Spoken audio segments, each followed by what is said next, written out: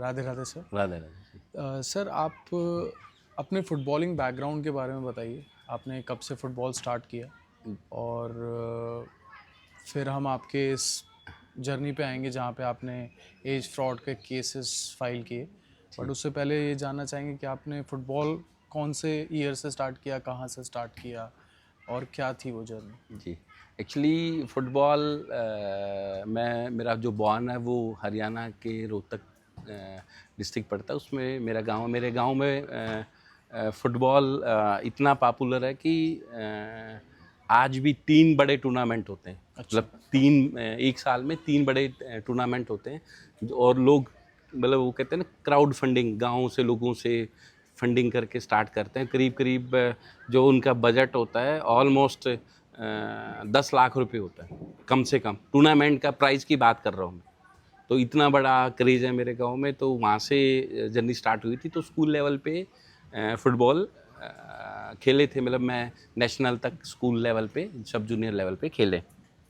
तो उसके बाद वहाँ भी क्या इशू आता है कि उस टाइम भी एज फ्रॉड होता था। इवन एज फ्रॉड तो क्या, उस टाइम तो कोई रूल ए नहीं। नाम से कोई बच्चा खेल रहा है, हाँ। उसकी जगह उसका फोटो लगाने होते थे उस टाइम। तो कोई आधार कार्ड नहीं होता था, कोई आईडी प्रूफ नहीं चेक होता था। ए नाम से बच्चे की एंट्री है, उसकी जगह बी का फोटो लगा दिया जाता है और बी को ए बना के खिला दिया जाता है। तो वही जीतते थे। कौन जीतता था? जो सबसे अच्छी टीम, जो सबसे ज़्यादा एज फ्रॉड करके लेके जाते थे, वो थी। तो इसलिए हमने 30 करके छोड़ दिया था यार, जब तक फेयर प्ले नहीं होगा तो कैसे खेलने का क्या फ़ायदा है। राइट। तो इसी टीच में मैंने फुटबॉल छोड़ के अपनी पढ़ाई शुरू कर दी थी। तो पढ़ाई में ठीक ठाक थे, इसलिए हम अपना पढ़ाई की तरफ, जो कि अगर फेयर प्ले नहीं होगा तो सब जगह ऐसा होगा। बेसिकली प्लेयर कैसे बनता है? ग्रास रूट से जब उसको फिर पार्टिसिपेशन ही नहीं होगा तो फिर सिलेक्शन भी कहाँ होगा? तो फर्स्ट स्टेप ये है कि फिर पार्टिसिपेशन होना चाहिए फ्रॉम पेरेंट्स और कोचेस। फिर सिलेक्शन की बात करते हैं, फिर फेयर प्ले की बात आती है। तो इज़ द लास्ट स्टेज। तो अगर फिर पार्टिसिपेशन नहीं है तो फिर सिलेक्शन भी नहीं होगा। अगर फिर सिलेक्शन नहीं होगा तो फिर प्ले भी नहीं होगा। राइट। तो इस वजह से उस 30 में फुटबॉल छोड़ के फिर शुरू कर दिया था। सर आपको क्या लगता है ये एज फ्रॉड का जो इशू है या फिर इसके कारण फुटबॉल की पॉपुलैरिटी नहीं हुई है इंडिया में, या फिर अदर रीजंस भी हैं जैसे आप बोल रहे हैं ग्रास रूट्स नहीं, पे? देखो, मेरा प्रोस्पेक्ट वही रहता है कि सबसे पहले क्या हुआ कि यहाँ जो स्टार्ट हुआ ये इशू बेसिकली 2023 में ट्रायल होती थी यहाँ पे। अभी भी होती है। मतलब चंडीगढ़ फुटबॉल अकेडमी है, वो चंडीगढ़ एडमिनिस्ट्रेशन के अंडर आती है। तो उसमें भी क्या था कि ऑलमोस्ट बच्चे, मतलब मोस्टली बच्चे एज फ्रॉड करके आते हैं, अपना एज टेस्ट कराते हैं। तो उसमें एज टेस्ट प्रॉपर होते नहीं है। वही जैसे मेडिकल कहने को एज टेस्ट होते हैं, तो उसमें क्या किया जाता है कि एज का जब उनका टेस्ट होता है तो उसमें एज निकाल के दे दी जाती है गवर्नमेंट हॉस्पिटल की तरफ से कि ये बच्चा है, ये इसका एज जो ब्रैकेट्स है वो 14 to 16 ईयर है। तो अगर 14 to 16 ईयर का बच्चा है तो 2 साल का डिफरेंस तो वहीं पे आ गया। फिर उसमें डिफरेंस दे दिया कि +- 2 ईयर। मतलब 14 to 16 डॉक्टर ने बता दिया, +- 2 ईयर लिख दिया कि इसका मतलब ये हुआ जो फिगर आई कि वो बच्चा 12 ईयर का भी हो सकता है और 18 ईयर का भी हो सकता है। तो was not a age test. Basically इस हिसाब से जो एज टेस्ट होते थे और सिलेक्शन होता था। तो यहाँ जैसे इंटर स्कूल होते हैं टूर्नामेंट, तो बेटा खेलता मेरा, तो वो फाइनल में पहुँच गए। तो जीता, वो कहता कि पापा अब तो हम सेमीफाइनल में, मतलब फाइनल में पहुँच गए, बट जीत नहीं पाएंगे हम फाइनल। तो मैं लगा क्यों? वो कहता नहीं नहीं, वो भैया है ना, वो चंडीगढ़ फुटबॉल अकेडमी में वो भैया है। तो मतलब भैया कैसे? मैं तुम्हारी ही तो एज के। नहीं नहीं, वो बहुत बड़े बड़े हैं। तो मेरे को लगा कि ऐसे बोल रहा होगा यार, तो ऐसा नहीं होता होगा, गवर्नमेंट का है। तो 2023 में मैं चलूँगा, मैं ऑफिस से छुट्टी लिया और मैं देखने गया। तो ऑफ कोर्स वो बहुत बड़े थे। मतलब वो बाकी स्कूल लेवल पे ऑलमोस्ट जो लोकल बॉर्न ब्रॉटअप है बच्चे, वो जेन्युइन एज के थे ऑलमोस्ट सारे। वो बच्चे कम से कम, हॉनेस्टली स्पीकिंग, वो कम बच्चे 3 से 5 साल बड़े थे सारे बच्चे। बट उनका ये सर्टिफिकेट वही फैब्रिकेटेड हो जाते हैं, पूरी इंडिया में बनते हैं। तो वो बच्चे बहुत बड़े थे, तो मैंने प्रोटेस्ट फाइल किया। तो मेरा प्रोटेस्ट मैंने स्कूल से रिक्वेस्ट करी कि स्कूल को बोला कि ये बच्चे बड़े हैं तो आप इसका प्रोटेस्ट फाइल करो, देयर इज़ अ रूल कि आप प्रोटेस्ट फाइल करो। तो स्कूल ने प्रोटेस्ट फाइल नहीं किया, क्योंकि वो बच्चे जो चंडीगढ़ फुटबॉल एकेडमी है वो चंडीगढ़ एडमिनिस्ट्रेशन के अंडर पड़ती है, तो इस वजह से गवर्नमेंट की एडमिनिस्ट्रेशन के अंडर है, उन्होंने प्रोटेस्ट फाइल नहीं किया। तो अच्छा, उसमें रूल भी बना हुआ कि आप जो प्रोटेस्ट भी फाइल कर सकता है, कोई भी ऑब्जेक्शन है किसी भी तरह का, तो वो कोच या मैनेजर या इंचार्ज ही प्रोटेस्ट फाइल कर सकता है, अदरवाइज नहीं कर सकता। ऐसा प्रैक्टिस बना हुआ है, ऐसा रूल प्रैक्टिस बन गया, तो वो रूल बन गया। फिर स्पेशल एडमिनिस्ट्रेशन कप हुआ, चंडीगढ़ में एडमिनिस्ट्रेशन कप होता है, द एडमिनिस्ट्रेशन चैलेंजर कप बोलते हैं, अंडर 17 ऑल इंडिया लेवल पे होता है। उसमें सेम वो जो इशू था एज फ्रॉड का, वो सेम इशू यहाँ पे भी था। 2023 की बात है। फिर मैंने प्रोटेस्ट फाइल किया, तो मेरा प्रोटेस्ट एक्सेप्ट नहीं किया। तो फिर उस प्रोटेस्ट को मैंने honourable Punjab and Haryana high court में चैलेंज किया कि आप ऐसे मैं बीइंग ए पेरेंट्स हूँ, इसमें ये national sports national code against age fraud in sports 2010 का एक कोड बना हुआ है। बेसिकली वो कोड ये कहता है कि जो भी not only football, each and every game में जो भी बच्चा किसी एज रिस्ट्रिक्टेड टूर्नामेंट में भाग लेगा, मतलब अंडर 12, 13, 14, 15, 16, 17 मतलब रिस्पेक्टिव गेम, तो उस बच्चे का once a life time medical test होगा, और वो मेडिकल टेस्ट भी एज पर नॉर्म्स होगा, उसका variation not more than 1 year नहीं होना चाहिए। मतलब अगर कोई एज टेस्ट करते हैं तो वो बच्चा मैक्सिमम जो उसकी एज होनी चाहिए वो पार्टिकुलर ये देना पड़ेगा, इज ए 15 ईयर, ठीक है, 15 to 16 year, not like this. अगर वो 15 ईयर का है according to their birth certificate, तो उस केस को करते करते I am go in the every, वो कहते हैं पोस्ट टू पिलर, मतलब ground coach, manager, district sports officer, director, secretaries, sports secretary, administration, honourable governor, जो ऑनरेबल गवर्नर पंजाब है वही यहाँ के एडमिनिस्ट्रेटर हैं चंडीगढ़ के। तो वहाँ तक मैं पर्सनली मिला, उनसे इशू डिस्कस किया, तो कुछ नहीं हुआ। उसके बाद गो इन द कोर्ट, और कोर्ट के बाद उसके बाद फेडरेशन, नेशनल स्पोर्ट्स फेडरेशन बोलते हैं in case of football, all India football federation. अगर स्कूल गेम की बात करें तो school game federation of India, और अप टू मिनिस्टर तक गया मैं। डॉक्टर मनसुख मांडविया जी है, ऑनरेबल मिनिस्टर है, और इंक्वायरी भी कराई काफ़ी एज फ्रॉड पे, तो ये मैटर कहीं शॉर्ट आउट नहीं हुआ।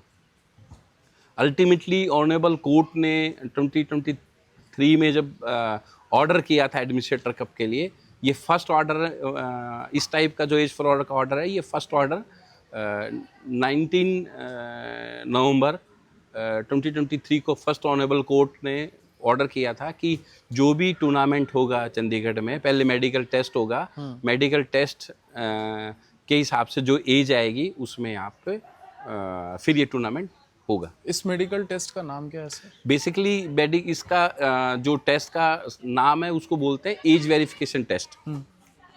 हाँ, एज वेरिफिकेशन टेस्ट है, और इस टेस्ट में डिफरेंट टेस्ट होते हैं। रेडियोलॉजी का टेस्ट होता है, जनरल फिजिशियन का टेस्ट होता है, एक्सरे होता है, और जो साइंटिफिक लेटेस्ट एज है उसको TW3 बोलते हैं। TW3 tenor white house 3 test. तो इस टेस्ट, ये साइंटिफिक टेस्ट है, और यही इसी वजह से ये लेटेस्ट, ये जो एज वेरिएशन देता है, ये मैक्सिमम 6 मंथ की एज वेरिएशन देता है। बोन टेस्ट होता है। तो ये 3 टेस्ट है, 3 टेस्ट मिला के हम इसको एज वेरिफिकेशन टेस्ट बोलते हैं। उसमें 3 टेस्ट आते हैं, और इस कंप्लीट के बाद एग्जैक्टली प्लेयर की एग्जैक्ट एज निकल आती है, ±6 ईयर। और सर मेरा सवाल ये है कि क्या ये एज फ्रॉड कुछ एरियाज में हो रहा है या पूरे इंडिया, ऑल ओवर इंडिया में हो रहा है? नहीं, ये तो जो एज फ्रॉड है ये पूरी इंडिया में है।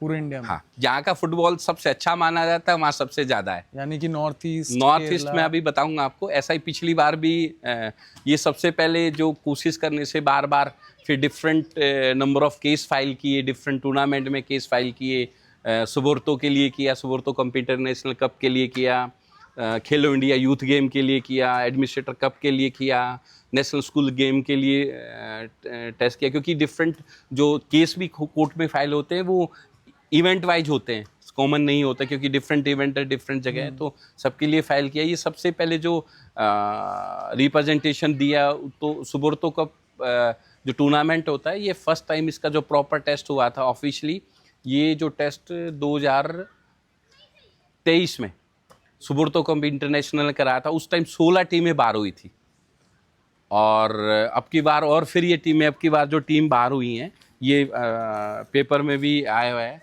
टोटल 34 में से 21 टीमें बाहर हुई हैं। इन 21 टीमों की हम अगर बात करें तो जहाँ सबसे ज़्यादा फुटबॉल खेला जाता है या माना जाता है कि सबसे अच्छा फुटबॉल है, वहाँ नॉर्थ ईस्ट है। में सारे स्टेट हैं, मणिपुर है, मेघालय है, सिक्किम है, त्रिपुरा है, तेलंगाना है, और गोवा की टीम भी है, और केरला की टीम भी है। तो ऑलमोस्ट सिर्फ 21 टीमें बाहर हुई हैं और सिर्फ 13 टीमें बची हैं, और उनमें से 62% टीमें बाहर हुई है। और पिछली बार जो टेस्ट कराया था उसमें 71% बच्चे जो क्योंकि 100% टेस्ट हुआ था, तो उसमें 71% बच्चे जो प्लेयर थे वो एवरेज पाए गए थे। तो सर ये एज फ्रॉड का इशू क्या सिर्फ कोचेस और प्लेयर्स की वजह से हो रहा है, या फिर पूरा सिस्टम इन्वॉल्व है इसमें? किस किस की रिस्पॉन्सिबिलिटी? बेसिकली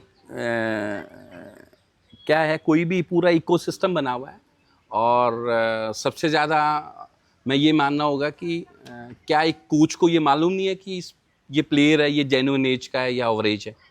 सबसे ज़्यादा मोटिवेट ग्राउंड से ही किया जाता है बच्चा। जो प्राइमरी की रिस्पॉन्सिबिलिटी है वो कोचेस की है, और कोच के विदाउट इन्वॉल्वमेंट वो पॉसिबल ही नहीं है कि वो एज फॉरवर्ड प्लेयर कर ले, क्योंकि वही मोटिवेट करते हैं। उसका रीजन है, उसका फाइनेंशियल भी रीजन है, क्योंकि जो टीम जब विनर होती है, जो अवार्ड मिलता है उसको, या जो कैश या काइंड मिलता है, वो कोच को भी इक्वल मिलता है। हर स्टेट की पॉलिसी है, अगर सपोज किसी टीम को विनर टीम आती है, तो जो कोच प्लेयर को या किसी टीम को जो अवार्ड मिलता है कैश या काइंड में, तो उसमें कोच का भी ऑलमोस्ट अवार्ड सेम होता है। तो सेम इंटरेस्ट रहता है, वो भी नेम और फेम के लिए बच्चों को मोटिवेट करते हैं। और उसके बाद सेकंड फैक्टर पेरेंट्स का भी है। विदाउट पेरेंट्स के बगैर अगर पैसे की कहीं बात करी जाए, सही बात, तो ऑफ कोर्स पेरेंट्स को भी सेम, अगर डिफरेंट स्टेक होल्डर की बात करें तो इसमें 4 स्टेक होल्डर हैं। सबसे पहले तो प्लेयर हैं, फिर कोचेज हैं, फिर पेरेंट्स हैं, फोर्थ है ऑर्गेनाइजर। अगर ऑर्गेनाइजर फेयर पार्टिसिपेशन इंश्योर करेगा तो ऑफ कोर्स ये चीज़ें धीरे धीरे बंद हो जाएगी।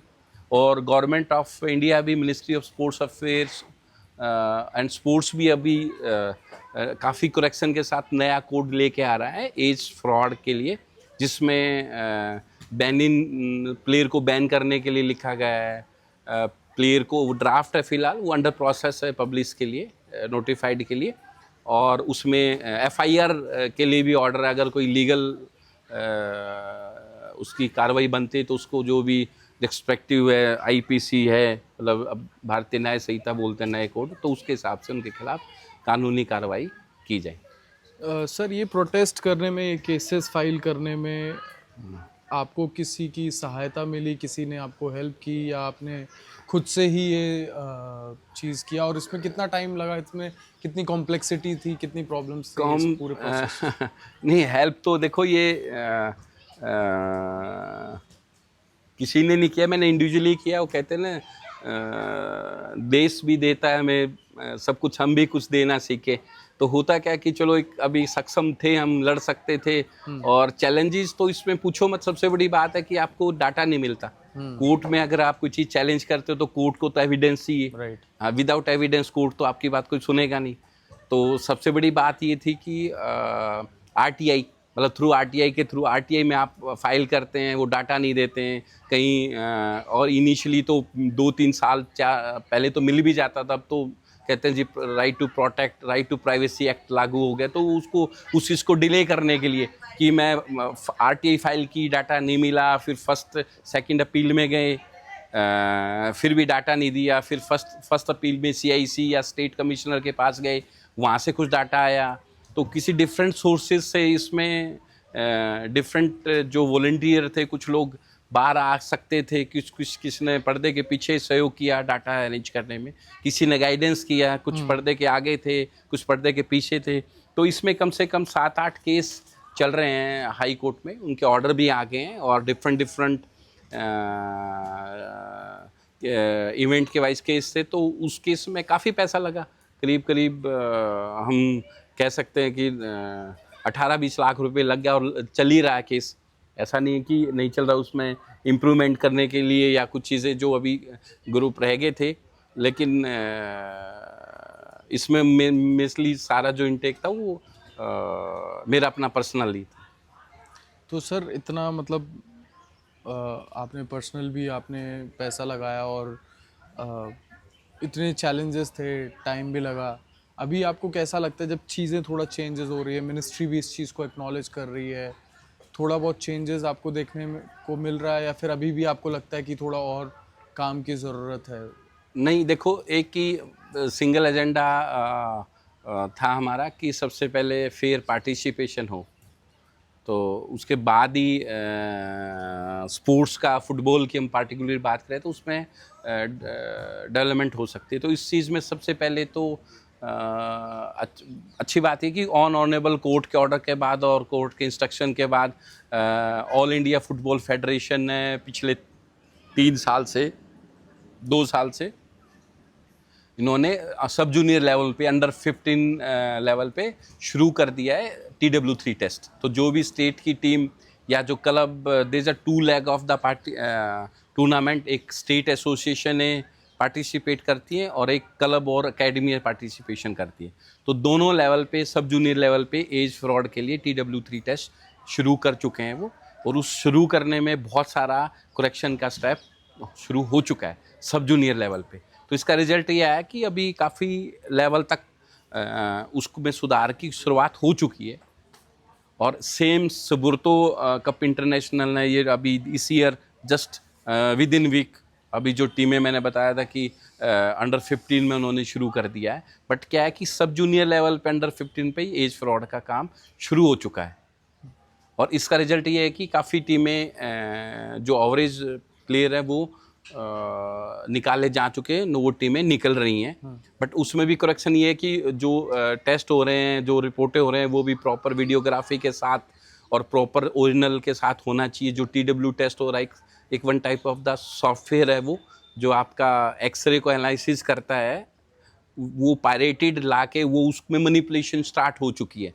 तो बेसिकली ये है कि जो भी अगर टेस्ट होंगे वो विद वीडियोग्राफी के साथ हो, और वो चेक किया जाए कि जो TW3 की टेस्ट की रिपोर्ट जो भी कंसर्न अकेडमीज, क्लब, एसोसिएशंस जो दे रही है, वो जो TW3 की रिपोर्ट है वो जेन्युइन होनी चाहिए, क्योंकि उसमें भी पायरेटेड सॉफ्टवेयर और हम ये कह सकते हैं AI के थ्रू वो फैब्रिकेटेड तैयार हो रही है, वो रिपोर्टें तैयार हो रही है। तो वो भी है कि प्रेफरेबली गवर्नमेंट हॉस्पिटल में हो और विद फोटोग्राफी और वीडियो, 100% वीडियोग्राफी फोटोग्राफी के साथ वो होना चाहिए, उसका कंप्लीट प्रोसेस होना चाहिए, तभी मान्यता प्राप्त हो। हाँ तभी होना। तो सर आप अपने फाइनली अपने ऑर्गेनाइजेशन के बारे में बताइए, यहाँ पे जो आप चला रहे हैं और जिसके थ्रू आप फुटबॉल प्रमोट कर रहे हैं। बेसिकली हम स्पोर्ट्स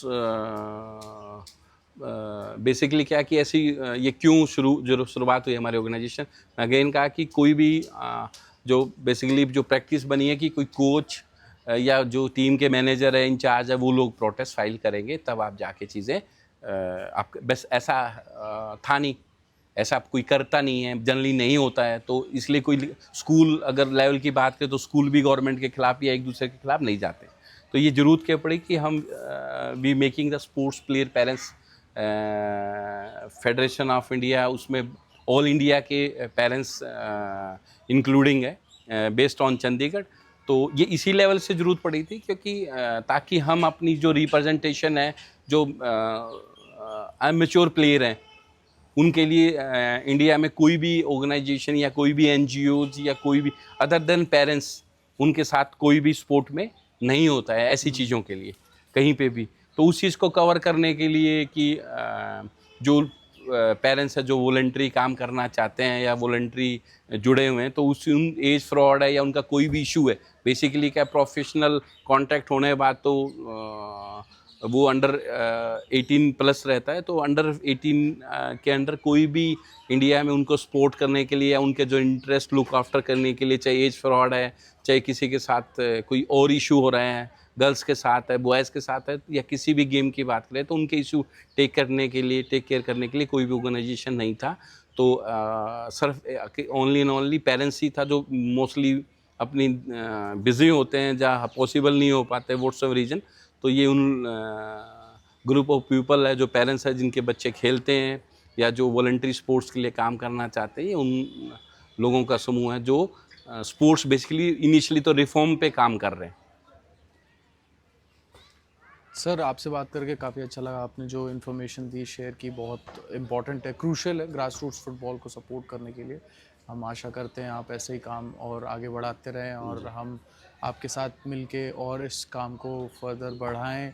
और जैसे कि आप बात कर रहे हैं फेयर पार्टिसिपेशन की फ़ुटबॉल में, अगर वो बढ़ेगा तो गेम भी चेंज होगा, इंडिया का फुटबॉल भी चेंज होगा डिफरेंट लेवल्स। तो thank you very much sir, आपने अपना टाइम दिया और अपने इन्फॉर्मेशन शेयर की। Thank you sir. Thank you Siddharth ji, आप इतने दूर से स्पेशली पर्सनल इंटरव्यू के लिए चंडीगढ़ में आए हैं। आप बेसिकली मथुरा से, मेरे को बताया, जो अभी फ़िलहाल मथुरा में रह रहे हैं, और आप स्पेशल आप नॉट अकेले, पूरी टीम के साथ, दल बल के साथ आए हैं, 5-7 लोग, तो आपका भी जो इतना कंसर्न, इतना अप्रिसिएशन है आपका, मैं तहे दिल से आपका थैंक यू। थैंक यू, बहुत बहुत धन्यवाद।